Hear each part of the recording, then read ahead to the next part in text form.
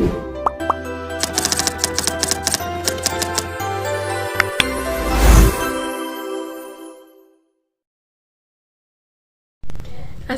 warahmatullahi wabarakatuh. Kami dari kelompok 2, kelas PAP 2022B akan memaparkan hasil diskusi kami mengenai administrasi giro. Video ini kami buat untuk memenuhi salah satu tugas mata kuliah Administrasi Keuangan dan Perbankan dengan dosen pengampu Ibu Khairul Nikmah SAB MAB dan Ibu Fitriana Rahmawati MPD. Anggota kelompok kami terdiri dari 3 anggota kelompok. Yang pertama ada Andini Dwi Maharani dengan NIM akhir 010, kemudian ada Al-Bahagus Walahi dengan NIM akhir 031, dan saya sendiri Linanda Syafitri dengan NIM akhir 032. Selamat menyaksikan. Pengertian giro. Giro atau rekening giro adalah salah satu produk simpanan di bank yang penarikannya dapat dilakukan setiap saat menggunakan cek, biliet giro, surat perintah pembayaran lainnya, atau dengan pemindah bukuan. Giro berbeda dengan tabungan yang penarikannya menggunakan buku tabungan atau kartu ATM. Dan berbeda juga dengan deposito yang penarikannya terbatas pada jangka waktu tertentu. Jadi dapat digarisbawahi bahwa giro itu bisa ditarik kapan saja, tapi cara penarikannya berbeda, bukan menggunakan ATM seperti tabungan, melainkan menggunakan cek atau bilet giro. Kemudian kalau dibandingkan dengan produk bank lain, tabungan itu penarikannya menggunakan ATM atau buku tabungan, sedangkan deposito harus menunggu jatuh tempo. Jadi giro likuiditasnya sangat tinggi karena giro lebih fleksibel, bisa langsung dicairkan kapanpun. Kemudian ciri utama dari giro sendiri yaitu tidak menggunakan uang tunai dan banyak digunakan untuk transaksi bisnis. Dari ciri tersebut dapat kita ketahui bahwa giro memang dirancang untuk kebutuhan transaksi yang aktif karena dia tidak memakai uang tunai. Semua pembayaran dilakukan secara non-tunai sehingga lebih aman dan praktis.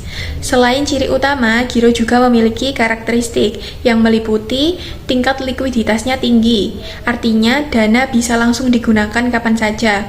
Kemudian menggunakan rekening koran sebagai laporan. Selanjutnya fleksibel untuk transaksi besar, dan yang terakhir biasanya digunakan perusahaan, lembaga, atau individu yang punya aktivitas transaksi tinggi. Selanjutnya ada jenis alat penarikan dari giro yang meliputi cek dan biliet giro. Cek sendiri merupakan surat perintah tanpa syarat dari nasabah kepada bank untuk membayar sejumlah uang tertentu kepada pembawa atau pihak yang disebutkan. Cek pada dasarnya adalah perintah dari nasabah ke bank untuk mengeluarkan uang secara tunai kepada orang yang dituju. Jadi, penerimanya bisa langsung mencairkan dana tersebut di bank. Sedangkan biliet giro merupakan surat perintah dari nasabah kepada bank untuk memindah bukukan sejumlah uang dari rekeningnya kepada pihak lain yang disebutkan namanya. Biliet giro tidak bisa dicairkan secara tunai. Isinya hanya perintah untuk memindahkan uang dari rekening pemilik ke rekening pihak lain. Jadi prosesnya itu selalu melalui pemindah bukuan, bukan penarikan uang secara tunai. Selanjutnya terdapat perbedaan dari biliet giro dan cek. Cek sendiri dapat langsung diuangkan tunai. Cek berlaku sejak tanggal diterbitkan. Kemudian cek merupakan surat perintah membayar tunai. Cek sendiri memiliki risiko cek kosong jika saldonya tidak cukup. Kemudian cek lebih sering dipakai untuk pembayaran yang butuh dana cepat. Sedangkan biliet giro sendiri hanya memindah bukukan ke rekening penerima. Kemudian biliet giro memiliki tanggal yang efektif. Biliet giro merupakan surat perintah memindah bukukan dana dan hanya diproses jika saldo tersedia pada tanggal efektif. Biliet giro biasanya digunakan untuk transaksi yang terjadwal. Dari poin-poin perbedaan cek dan biliet giro, bisa kita ketahui bahwa cek dan biliet giro digunakan untuk kebutuhan yang berbeda. Cek cocok kalau dana harus segera diterima karena bisa langsung dicairkan secara tunai.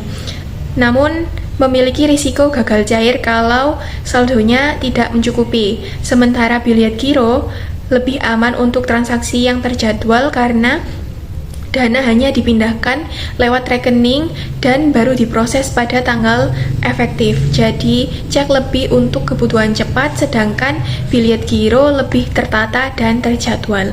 Kemudian, adapun kelebihan dan kekurangan dari giro secara umum. Kelebihan giro yang pertama yaitu praktis untuk transaksi besar. Giro bersifat aman, fleksibel, transparan dan tercatat. Giro mendukung transaksi rutin perusahaan dan bisa menjadi bukti pembayaran resmi. Namun, di sisi lain ada juga kekurangannya seperti risiko cek kosong, prosesnya kurang praktis untuk transaksi kecil, biaya administrasinya lebih tinggi, dan ada kemungkinan penyalahgunaan. Selain itu, tidak semua pihak bersedia menerima pembayaran melalui biliet giro. Untuk studi kasus, kami memilih di Bank BRI untuk administrasi giro dan terdapat beberapa komponen dalam administrasi giro Bank BRI. Antara lain, yang pertama ada komponen fasilitas yang berisikan fitur-fitur yang akan didapatkan ketika menjadi nasabah pemilik rekening giro. Kemudian komponen yang kedua ada persyaratan, berisikan syarat-syarat yang diperlukan untuk membuka rekening giro. Kemudian ada komponen dokumen atau data. Dokumen yang diperlukan atau data-data yang diperlukan untuk pembukaan rekening giro. Kemudian ada prosedur dan langkah-langkah untuk membuka rekening giro. Kemudian komponen yang kelima ada simulasi bunga. Simulasi bunga ialah simulasi bunga yang kita dapatkan ketika menjadi nasabah pemilik rekening giro. Kemudian ada komponen penerapan. Maksudnya ialah peran giro dalam praktek bisnis secara langsung. Kemudian yang terakhir ada komponen risiko dan mitigasi administrasi giro. Terdapat beberapa risiko apabila kita menjadi nasabah pemilik rekening giro, dan mitigasi ialah beberapa solusi untuk meminimalisir dari risiko tersebut. Oke, langsung saja kita ke komponen yang pertama, ada fasilitas dan keunggulan. Tentunya ketika kita menjadi nasabah pemilik rekening giro, yang pertama kita akan mendapatkan fasilitas akses online secara real time. Kemudian yang kedua ada kemudahan bertransaksi menggunakan cek dan biliet giro dikarenakan keamanan yang terjamin dan fleksibilitasnya. Kemudian yang ketiga ada ATM atau debit card. Jadi kita setelah menjadi nasabah pemilik rekening giro, kita akan mendapatkan kartu ATM atau debit untuk memudahkan akses kita dalam bertransaksi. Kemudian yang keempat ada fasilitas otomatis atau digital atau cash management, yang dimana fasilitas ini memiliki 3 fitur. Yang pertama ada automatic fund transfer, merupakan transfer otomatis pada tanggal tertentu yang ditetapkan. Kemudian ada account sweep, fitur otomatis memindahkan dana sesuai batas saldo yang ditetapkan. Kemudian fitur yang ketiga ada automatic grab fund AGF, yang dimana fitur ini mendebit dana secara otomatis apabila contohnya pembayaran angsuran secara otomatis maupun pembayaran kredit secara otomatis. Dan kemudian ada fasilitas yang kelima, yaitu layanan digital dan kenyamanan dengan beberapa layanan digital berupa e-banking, e-statement, dan e-briva. Kemudian fasilitas yang keenam ada multi-currency. Fasilitas tersebut akan didapatkan apabila memilih varian giro yang falas. Fasilitas tersebut mendukung transaksi internasional atau multi mata uang. Dan itu merupakan fasilitas dan keunggulan apabila menjadi nasabah pemilik rekening giro. Kemudian ada komponen yang kedua ada persyaratan pembukaan giro. Untuk syarat yang pertama ada umur. Umurnya harus 21 tahun ke atas atau memiliki status sudah menikah. Kemudian syarat yang kedua ialah identitas diri. Memiliki data legal, identitas diri dapat berupa KTP atau paspor untuk WNA dan data-data yang lainnya, identitas diri yang lainnya. Kemudian yang ketiga ada registrasi dengan mengisi dan menandatangani formulir permohonan beserta pendukungnya. Dan yang keempat syaratnya ialah biaya administrasi. Untuk pembukaan rekening dengan saldo rata-rata kurang dari 500.000 maka dikenakan biaya administrasi 60.000, dan pembukaan rekening dengan saldo rata-rata di atas 500.000 akan tetapi tidak sampai lebih dari 10 juta maka dikenakan biaya administrasi sebanyak Rp35.000, dan tidak akan dikenakan biaya administrasi atau bisa disebut gratis apabila pembukaan rekening dengan saldo rata-rata di atas 10 juta rupiah. Kemudian untuk komponen yang keempat ada dokumen atau data. Dokumen atau data yang harus dipersiapkan ketika badan usaha atau perusahaan ingin mendaftar pembukaan rekening giro Bank BRI lebih tepatnya. Terdapat beberapa dokumen, antara lainnya yang pertama ada dokumen identitas pengurus, kemudian yang kedua ada dokumen akta pendirian atau anggaran dasar perusahaan, kemudian yang ketiga ada dokumen perpajakan, yang keempat ada dokumen legalitas usaha. Dan tidak hanya itu, terdapat juga ketentuan tambahan dengan sebagai berikut. Yang pertama ada untuk nasabah yang memiliki badan usaha asing atau kewajiban pajak di negara selain Indonesia tidak bisa melakukan registrasi giro BRI secara online, maka harus melakukan registrasi giro BRI secara offline dikarenakan persyaratan dokumen yang harus dilakukan dengan secara fisik. Kemudian ketentuan tambahan yang kedua ada nasabah berkewajiban memberikan data atau informasi yang lengkap sesuai kondisi yang sebenarnya, asli, sah, dan terbaru sesuai peraturan perundang-undangan yang berlaku tanpa adanya manipulasi dan kontradiksi. Kemudian yang komponen keempat, mohon maaf tadi komponen yang ketiga, ada prosedur pembukaan rekening giro. Untuk nasabah yang ingin membuka rekening giro bisa langsung secara offline datang ke kantor unit cabang BRI untuk melakukan registrasi, atau secara online melalui aplikasi Kilola by BRI.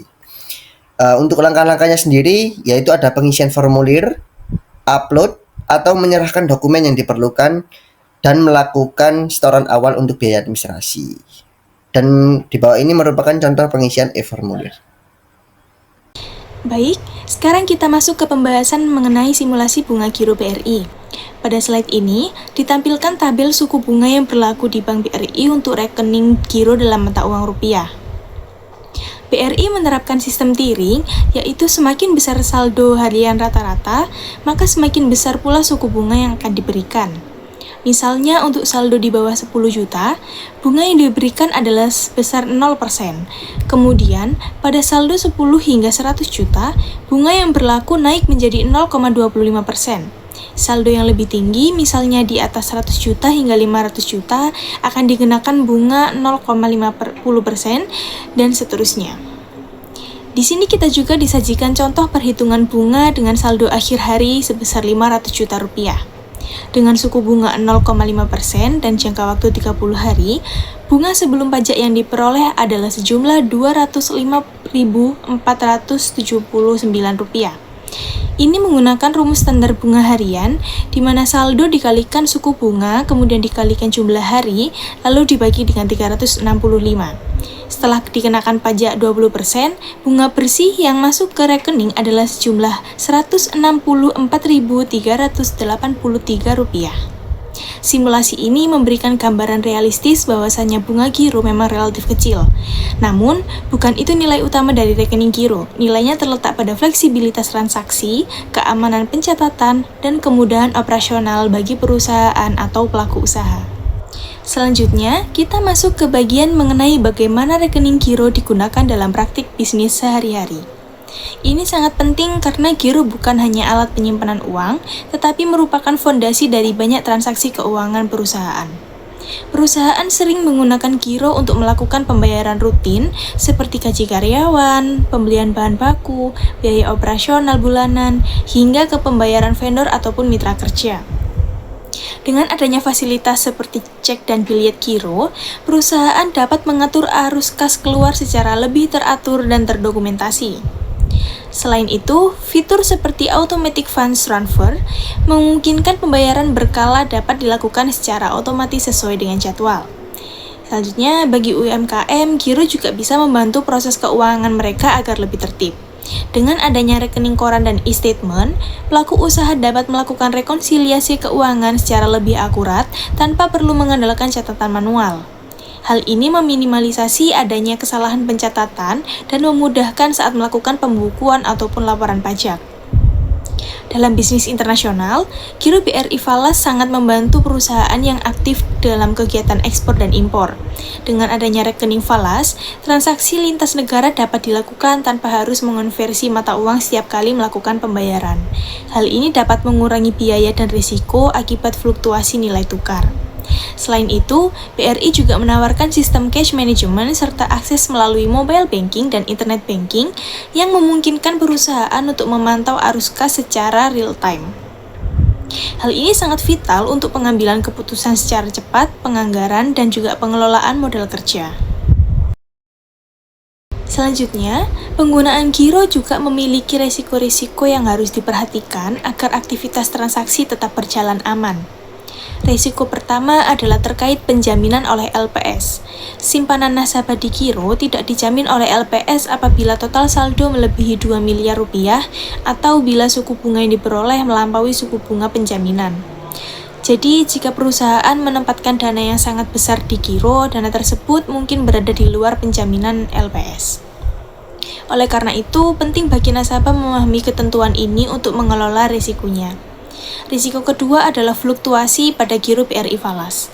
Karena rekening ini menggunakan mata uang asing, maka nilainya langsung dipengaruhi oleh perubahan kurs global dan juga suku bunga internasional. Hal ini berarti saldo bisa saja turun nilainya jika terjadi pelemahan nilai tukar di pasar. Risiko ketiga adalah potensi penutupan rekening secara otomatis. Jika saldo giro berada di bawah saldo minimum dan tidak digunakan selama 180 hari berturut-turut, BRI dapat menutup rekening tersebut. Hal ini dilakukan untuk mengurangi risiko penyalahgunaan rekening yang sudah tidak aktif. Risiko keempat adalah risiko operasional terkait penggunaan cek dan biliet giro. Penggunaan warakat ini sangat sensitif. Jika tanda tangan tidak sesuai, kolom tidak diisi dengan benar, terdapat coretan, atau saldo tidak cukup, maka cek bisa saja ditolak. Ini tidak hanya menyebabkan transaksi gagal, tetapi juga mengganggu hubungan bisnis antara pihak-pihak terkait. Untuk mengelola risiko-risiko tersebut, terdapat beberapa langkah mitigasi yang dapat dilakukan oleh nasabah. Untuk risiko penjaminan LPS, nasabah dapat membagi dana ke beberapa rekening atau bahkan beberapa bank, serta memastikan bahwasannya bunga yang diterima tidak melebihi batas penjaminan. Hal ini sangat penting agar dana bisa tetap terlindungi. Perusahaan juga bisa memanfaatkan produk lain untuk menaruh dana besar sehingga tidak sepenuhnya bergantung pada giro. Untuk risiko falas, nasabah perlu aktif memantau kondisi pasar. Jika dana falas hanya digunakan untuk transaksi tertentu, sebaiknya saldo tidak disimpan terlalu lama dalam mata uang asing. Teknik lindung nilai atau hedging juga dapat dipertimbangkan untuk perusahaan yang memiliki exposure tinggi terhadap fluktuasi mata uang. Untuk menghindari penutupan otomatis, nasabah cukup menjaga saldo di atas saldo minimum dan melakukan satu transaksi ringan secara berkala. Bisa berupa transaksi kecil atau top-up sederhana yang tujuannya hanya untuk menjaga rekening tetap aktif. Sedangkan risiko cek dan biliet giro, disiplin administrasi adalah kunci utamanya. Pastikan setiap pengisian dilakukan dengan rapi dan lengkap. Tanda tangan harus konsisten dengan spesimen di bank dan hindari penggunaan cek kosong atau penerbitan cek kosong karena selain berisiko secara hukum, ini juga dapat merusak reputasi bisnis. Perusahaan juga sebaiknya menerapkan pengawasan internal saat menerbitkan warakat, misalnya menerapkan otorisasi berlapis untuk mencegah kesalahan ataupun penipuan. Dengan menerapkan langkah-langkah mitigasi ini, maka risiko penggunaan giro dapat diminimalkan dan transaksi bisnis dapat berjalan lebih aman, efisien, dan profesional. Demikianlah video presentasi kami mengenai administrasi giro. Terima kasih atas perhatian kalian semua yang sudah menonton. Kami berharap presentasi kami dapat memberikan informasi yang bermanfaat. Sekian, terima kasih. Wassalamualaikum warahmatullahi wabarakatuh.